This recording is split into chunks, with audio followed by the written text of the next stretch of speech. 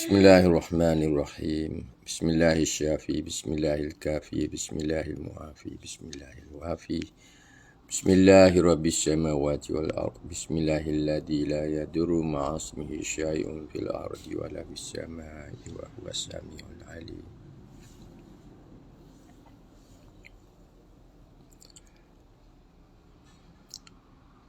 Subhanaka la ilma lana illa ma 'allamtana innaka antal alimul hakim. Rabbi shrah li sadri wa yassir li amri wahlul 'uqdatam min lisani yafqahu qawli. Amin ya rabbal alamin. Assalamualaikum warahmatullahi taala wabarakatuh. Ya sahabat, hari ini saya ambil masa untuk bicara sedikit. Minggu ini memang sibuk. Dah 2 minggu sebab ketiadaan kenderaan. So ada sahabat yang order yang masih belum memiliki penawar homeopati pilihan. So buku ini masih ada sedikit dan saya masih hantarlah, kalau nak beli juga memang kita hantar.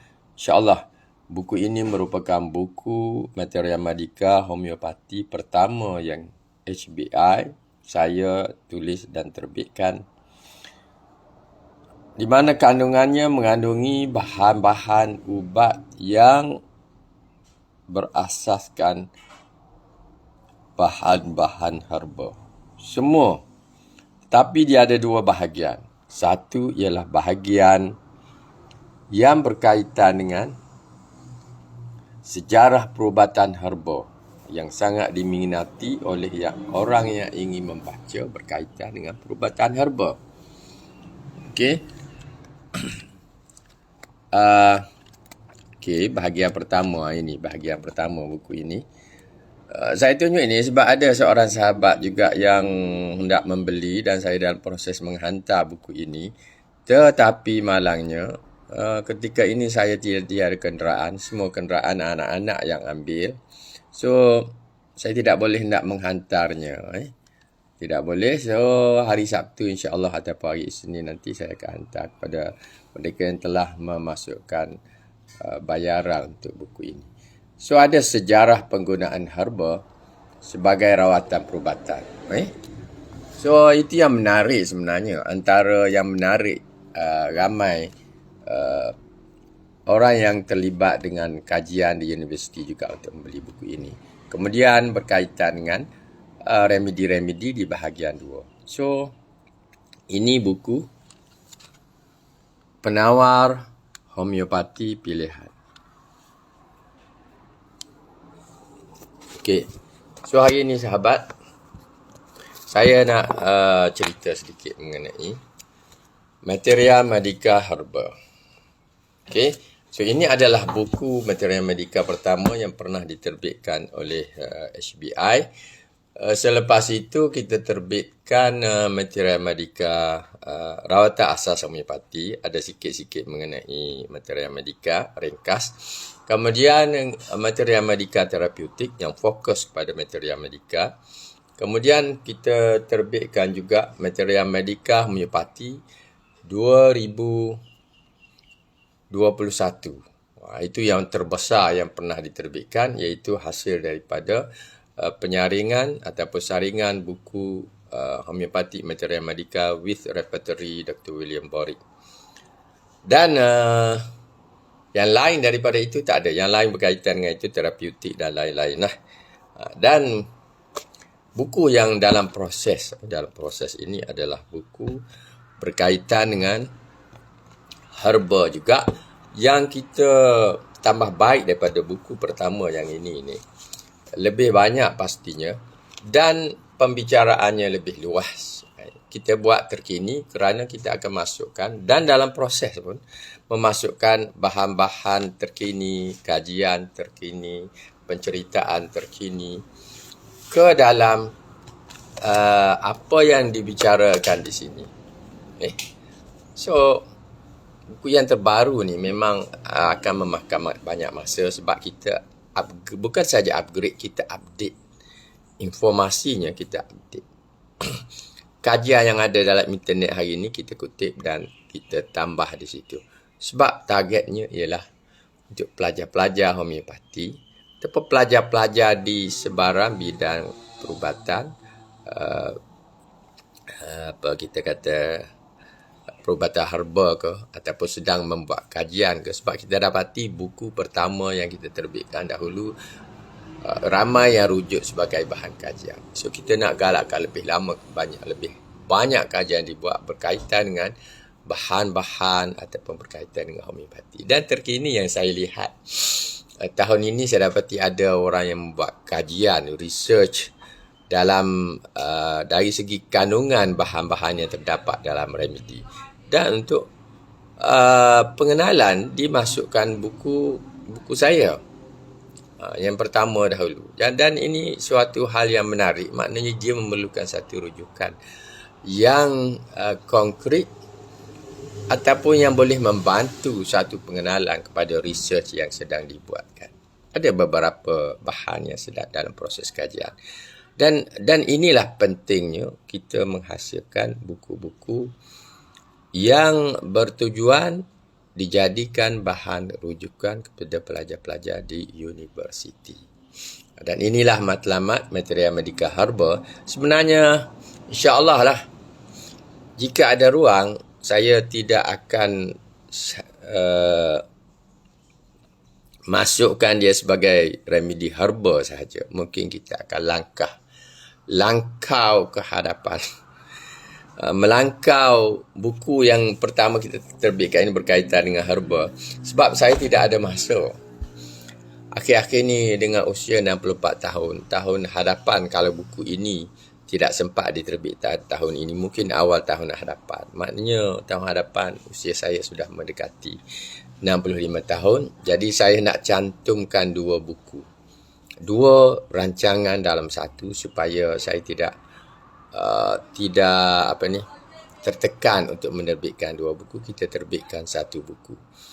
Jika diterbitkan 1 buku, sebab kita belum hantar lagi tajuk ini kepada Perpustakaan Negara Malaysia, so mungkin kita akan buat 1 buku yang kita namakan tajuknya Materia Medica Herba dan Biokimia Homeopati. Okey. Mereka yang bersama dengan saya live pagi ini, jam 7 pagi. Jam 7 pagi tak ramai pun orang yang ada, mungkin 2-3 orang sahaja. Okey. So, kalau suka dengan tajuk yang baru ni, beri like. Sebab ada juga sahabat yang masih menunggu untuk diterbitkan 1 buku biokimia homeopati pertama. Jadi, oleh kerana pengenalan kepada biokimia, kita sudah buat dengan meluas jugalah di dalam buku perubatan homeopati teori dan praktis. Jadi tidak mungkin kita hanya perlu bercerita ringkas sahaja mengenai pengenalan.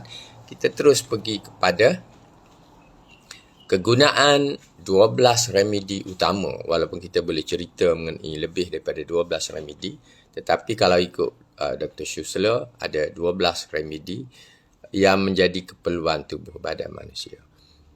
Okay. So, bahan-bahan itu kita boleh masukkan di dalam buku Materia Medica kita yang terbaru dengan nama Materia Medica Herba dan Biokimia Homeopati.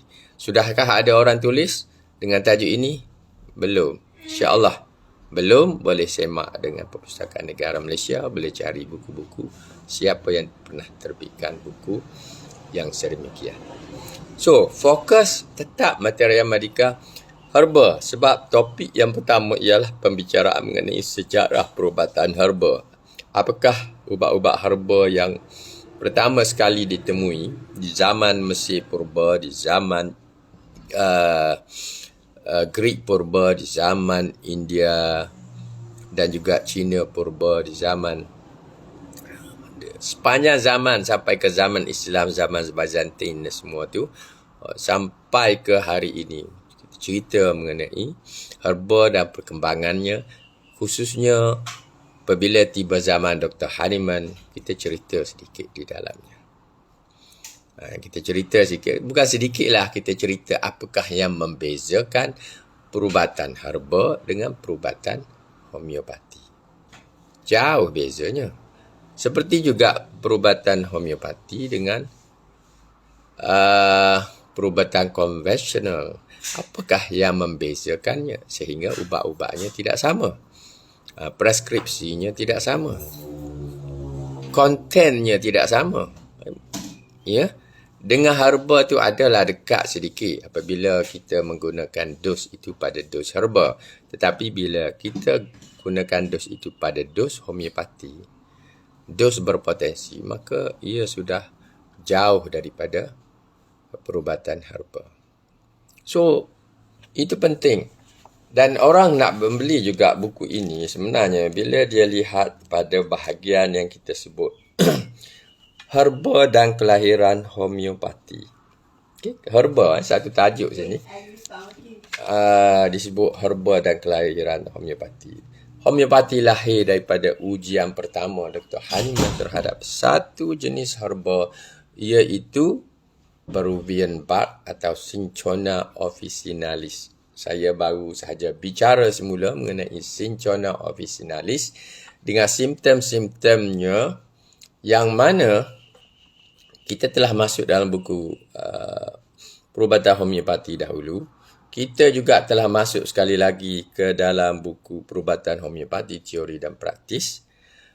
Tetapi ingin mengetahui detail simptom yang dialami oleh Dr. Hahnemann akan ada dalam buku ini. Okay, so bagaimana kesan kepada Hahnemann pertama kali dia ambil?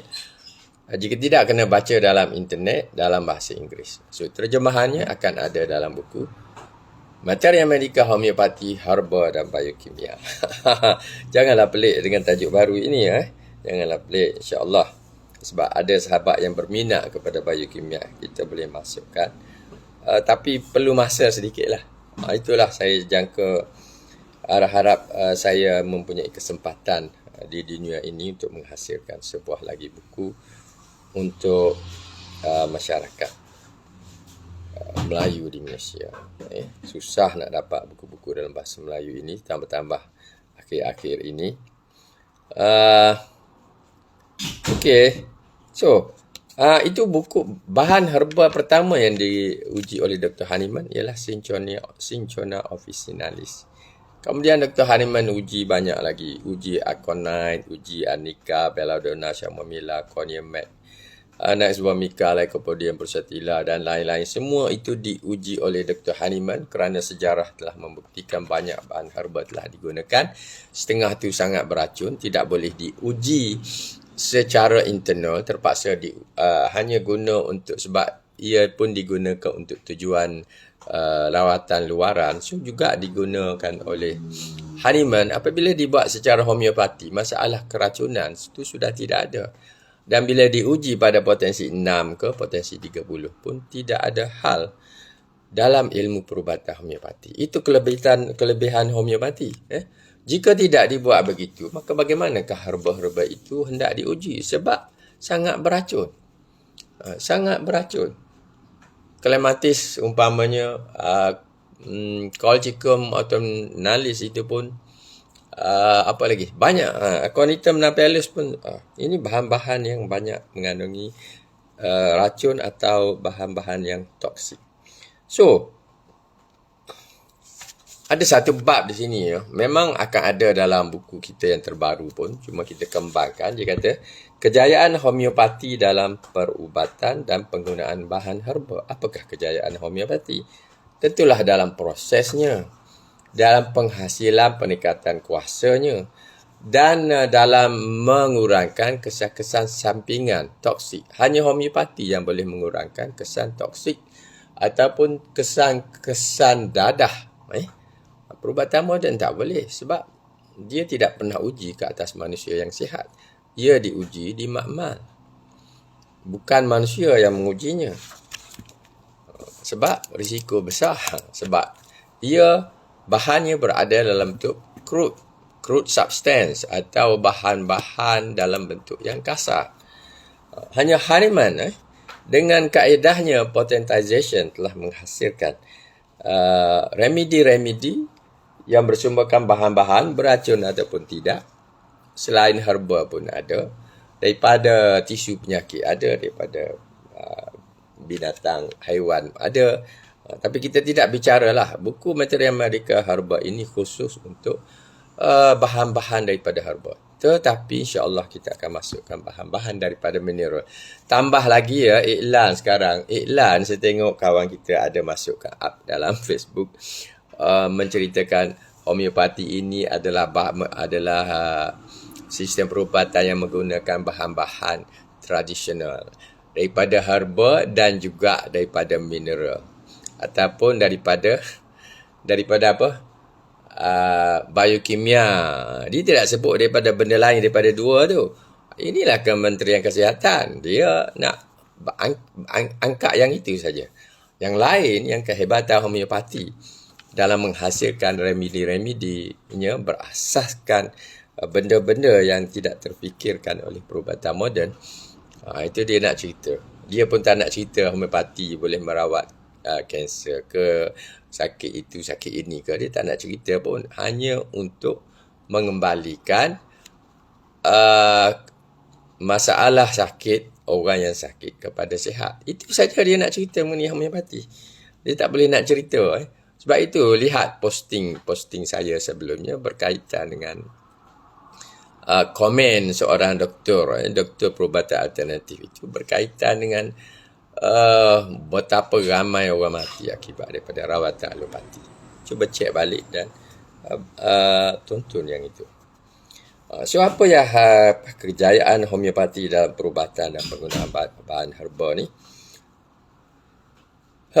Pertamanya dari segi penyediaan ibu larutan berbeza. Perubatan herba mungkin dia guna lebih banyak kepada infusi, campuran bahan herba dengan air panas atau dimasukkan dalam air, direbus ataupun kadang-kadang ada juga yang dicampur dengan alkohol.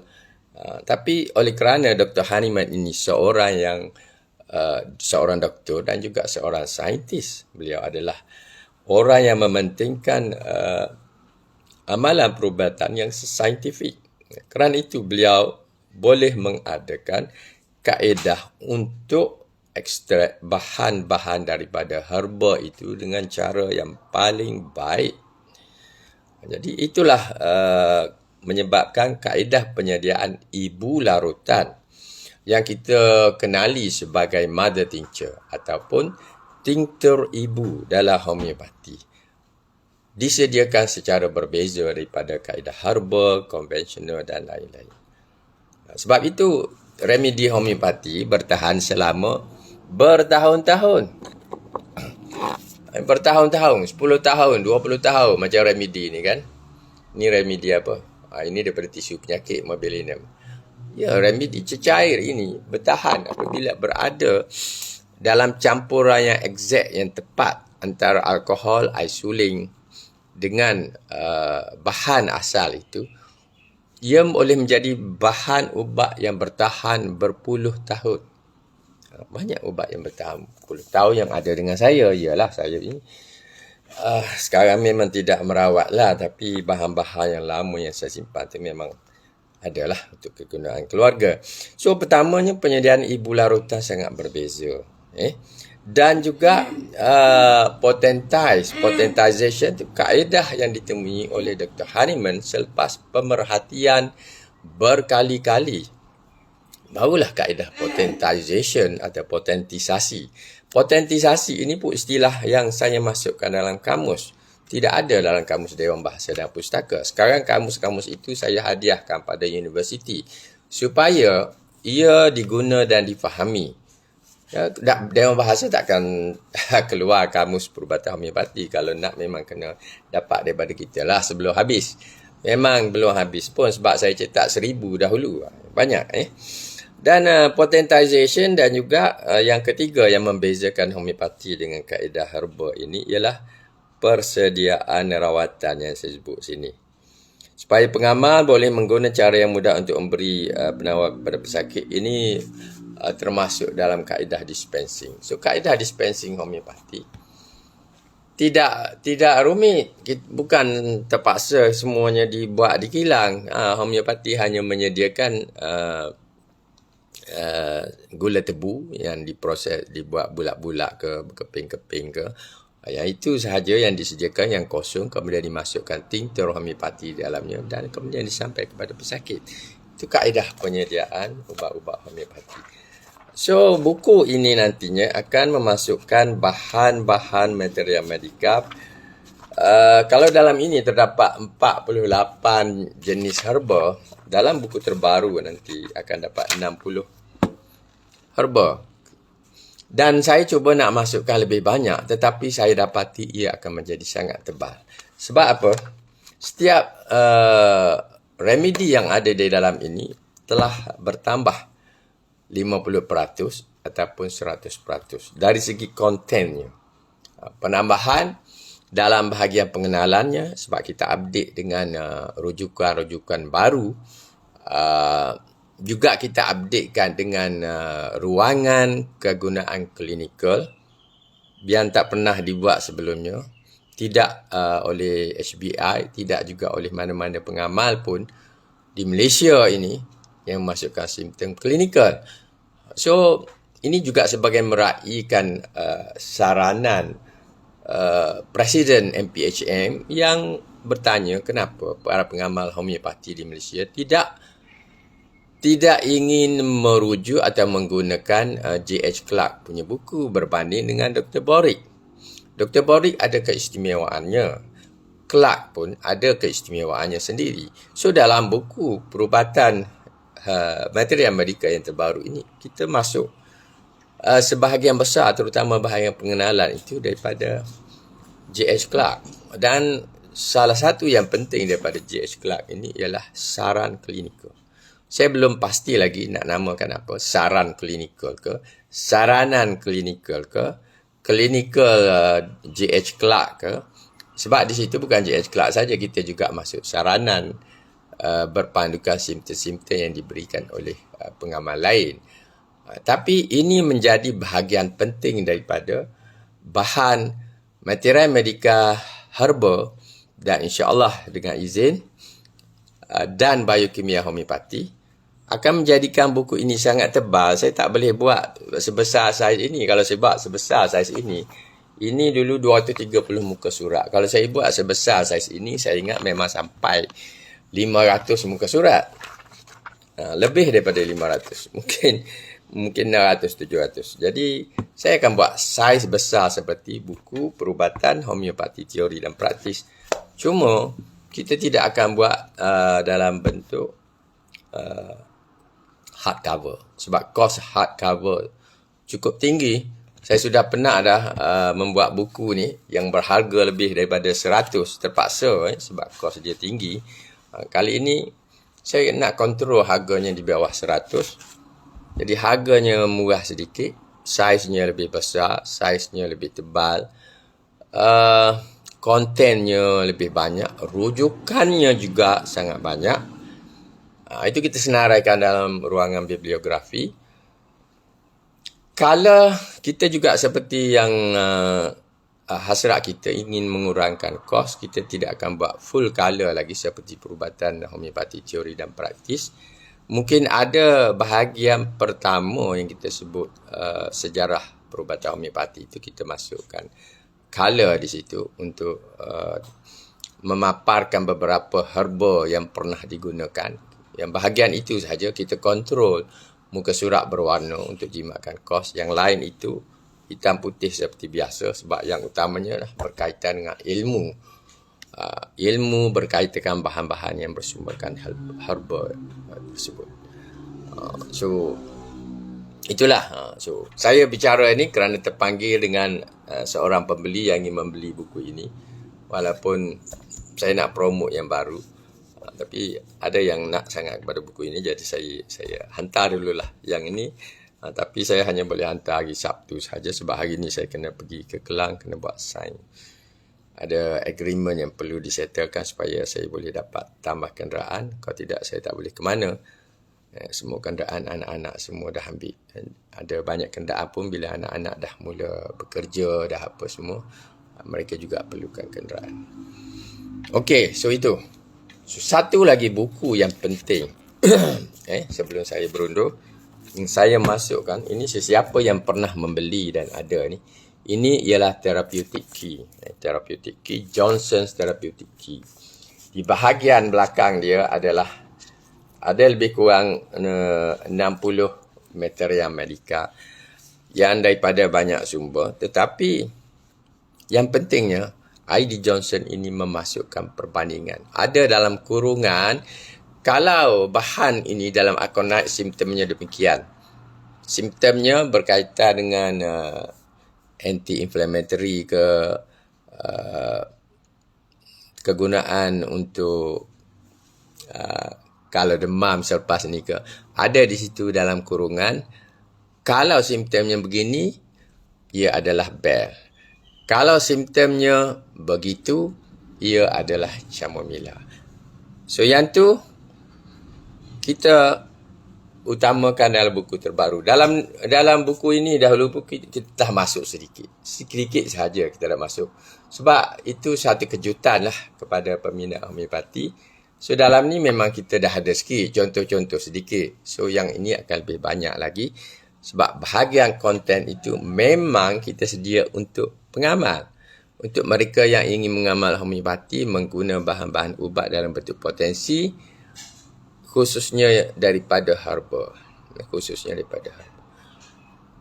So, perbandingan kita panggil comparative Materia Medica, kita masukkan sedikit di dalam buku terbaru ini insyaAllah. So sahabat, tunggulah buku terbaru ini. Oleh kerana dibuat secara santai dan masa juga kita tak boleh paksakan juga. Perlahan-lahan masih lagi dalam C, saya masih lagi dalam C. Saya jangka hujung tahun ini, awal tahun depan lah paling cepat boleh kita hasilkan buku ini. Buku ini seperti buku sebelumnya juga, tidak motif utama keuntungan. Kita sudah tahu target, pasaran target kita memang untuk setahun, 2-3 tahun memang tidak pernah untung bagi mereka yang betul-betul nak terlibat dalam penerbitan. Sebab market kita tidak besar. Kalau kita bekal kepada perpustakaan boleh menjual seluruh Malaysia, itu lain cerita. So, itu sahaja makluman awal daripada saya. Saya harap sahabat-sahabat ramai menonton yang pelajar-pelajar yang pernah kita berusaha dengan MPHM. Sempena pengenalan buku ini, nanti kita akan buat satu kursus mungkin dengan PPHM lah. Kalau PPHM masih lagi berminat, kita buat satu kursus berkaitan dengan sebahagian konten buku ini. Seperti yang saya pernah maklum berkaitan dengan kursus biokimia ataupun kursus Materia Medica, yang kita nak fokus kepada buku terbaru. InsyaAllah lah, jika diberi kesihatan oleh Allah Subhanahu Wa Taala. Okey, salam daripada saya. Salam kepada, kalau Puan Nurliza masuk nanti, sampaikan salam kepada Puan Nurliza.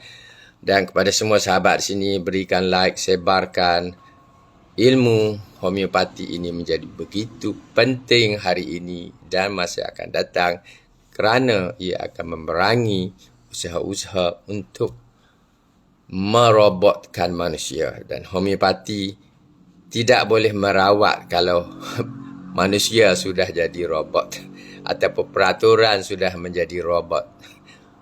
Kita kembali kepada asal. Herba ini satu bahan yang baik untuk kita bicarakan, untuk kembali kepada rawatan asal nenek moyang kita. Assalamualaikum warahmatullahi taala wabarakatuh. Jumpa lagi hujung minggu ini insya-Allah, jika tidak ada urusan berkaitan dengan Rare Remedies Materia Medica Homeopati. Assalamualaikum warahmatullahi taala wabarakatuh.